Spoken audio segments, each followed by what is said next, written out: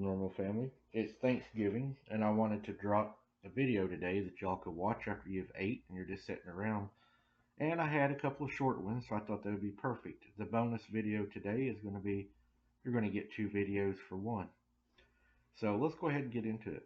He says, I was 44 years old, or I am 44 years old now. I've had two incidents in my life where I'm absolutely confident I saw a large hairy wolf or wolf like creature. Once was in the 1970s, and I was rather young, maybe 7 or 8 at the most. The creature was looking at me in my bed on a night that was quite stormy. Before I saw it, I remember how big and broad it was, and how it stood on two legs as a human would. It was a dark night, but I could see this thing easily as it departed storm from was still close enough to flash lightning that lit up everything outside. The thing had a wolf face and yellowish eyes, but not bright yellow, not fluorescent like either, more of a subdued yellow. It had pointy ears that seemed to keep moving through the whole experience, like he was twitching them all the time for some reason.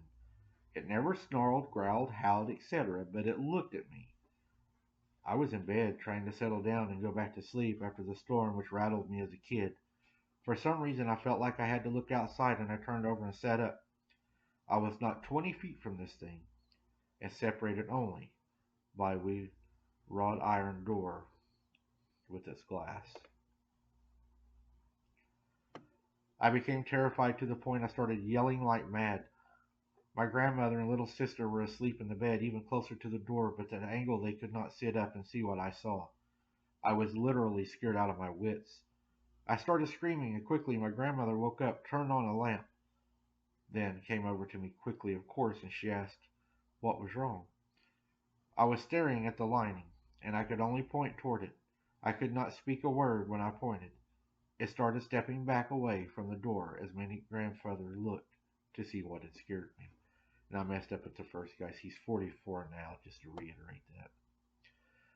She never said she saw it, but I am confident she did. Her voice changed, and she woke up immediately. My sister woke up about the same time and sat up in the bed. She was younger than me, and she began crying because I was scared, and that scared her.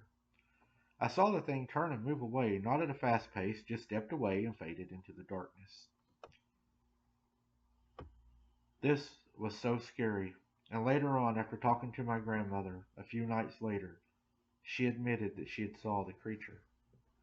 You know, guys, down at my granny's, we could look across the back pasture because we were in the country also there, and it was the back pasture which led down into a wooded area which went into the woods, but there was a large pond in that area also.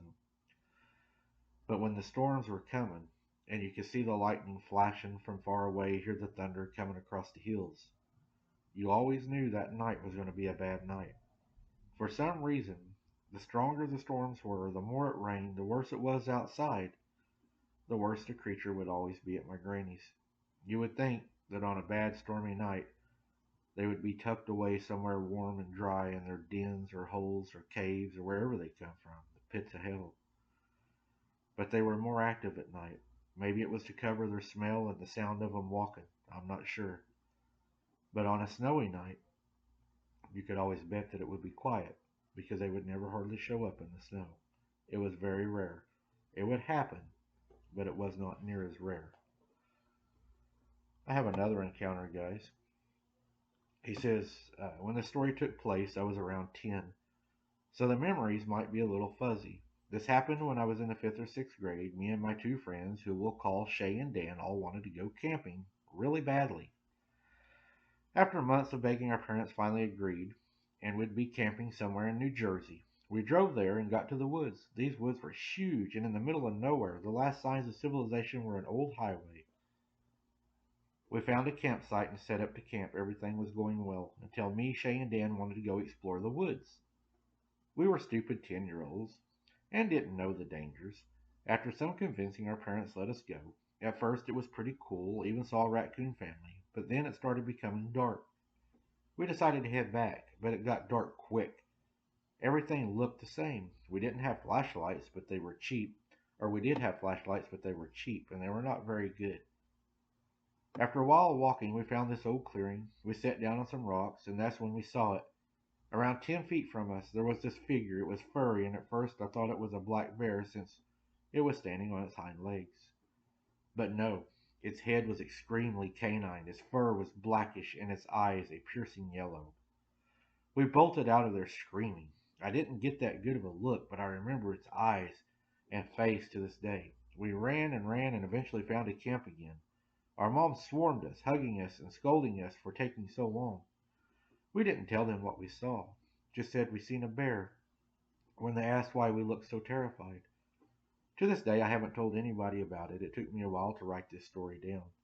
Some won't believe it, or they won't even believe me, and I can't blame them. But this message, I hope you will take something out of this, and that you will know that there are things in these woods that do exist, and they are not human, and they are abominations, and they will hurt you, and I feel they will attack you. This thing, I have no doubt, was probably hunting us. Luckily, our moms were closer than what we had thought when we got lost. Just another thing, guys, to remind you, when you do go to the woods, make sure you have the right equipment, bright lights. Uh, let your parents know where you're going. GPS is a very good thing to have also. Try to be prepared when you go. I would have never personally have let 10-year-olds go by themselves out of my sight like that. I don't even like them to go down the road where I can't even see them. I like to have them, close to me where if I have to react, I can be to them. That would just be a something that I would give advice to you on. Don't let your kids get away to where you can't be right to them. 10, I think, is especially way too young to be out there by themselves. I hope you all enjoyed this.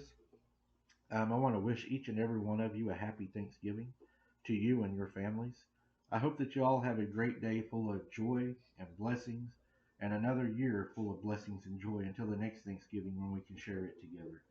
Thank you all so very much for taking a special day out or special time out of your day to spend it with a couple of videos that I gave you on Thanksgiving. And if you can't make it today, tomorrow's always good because we always say at the Abnormal Family and the Wide Open Adventure Family, both of my channels, we always say family comes first. That goes to the moderators also, and they're well aware that I would rather them be with their family anytime. Guys, I would like to personally invite you to check out our other channel, Wide Open Adventures. I will put the link in the description. You guys are such a great family, and we enjoy each and every one of you. And we would love you to have you to join our other channel so that we can spend even more time with you on our lives and adventures. Again, I would like to personally invite you with my family to join our Wide Open Adventure page. Thank you so very much. You all have a blessed day. And until next time, don't be something's dinner.